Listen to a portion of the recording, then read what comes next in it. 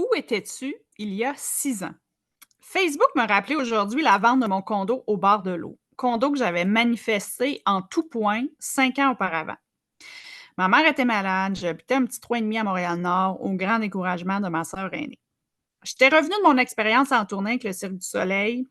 Je me sentais en transition, pas d'emploi, pas de projet, en attente un peu de la date fatidique pour ma mère parce qu'on lui avait donné comme 4 mois, 4 ans. Ma sœur est enceinte, donc j'ai eu l'élan de m'installer au Québec. J'ai donc conclu l'achat de mon premier condo avec ma mère pour sa dernière transaction immobilière. Il y a 6 ans, je vendais ce dit condo. Que s'était-il passé dans ces 5 ans? Un couple, un enfant, une séparation, un nouveau travail, la mort de ma mère, un nouveau couple. J'ai donc vendu mon condo pour m'installer à Montréal, à côté de la garderie, à côté de mon travail, celui de mon conjoint et surtout dans le code postal le plus prisé de Montréal. La top performante en moi préparait mon fils pour rien de moins que la NASA. Que s'est-il passé depuis ce temps, depuis la vente de mon condo?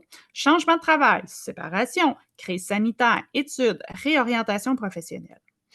Ce qui devait être un petit pied à terre temporaire s'est finalement transformé en 6 ans de loyer dans un béton froid, loin de l'eau, loin de la nature, loin de toutes mes passions. Comme si la vie m'avait forcé à m'isoler du monde extérieur pour que j'ai pas d'autre choix que d'explorer mon monde intérieur.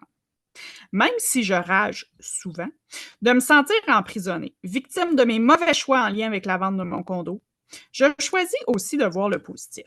À part le fait que mon fils est clairement prêt pour la NASA, mon garage garde ma voiture au chaud l'hiver, je suis centrale pour toutes les activités et mon propriétaire est adorable.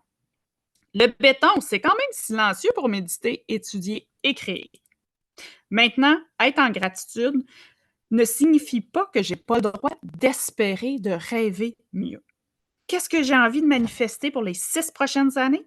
Un déménagement près de la nature et des cours d'eau avec un bureau fermé. Une conférence avec humour et émotion pour partager mon processus de libération. La publication de mon livre pour mes 45 ans. Des voyages de libération pour des mémoires qui ne servent plus. Une belle histoire d'amour vraie, authentique, simple et magique. Et toi, tu te vois où dans 6 ans? Dis-moi, est-ce que tu es plus du genre à répondre Hey, je ne sais même pas, je vais être où la semaine prochaine? Ou dire Hey, je ne vois pas comment ma vie pourrait changer. Je la même depuis 20 ans. Ou pour toi, c'est non, non, moi j'ai une vision claire, je sais très bien où je m'en vais et j'y crois. Alors viens me dire, est-ce que tu es 1, 2 ou 3?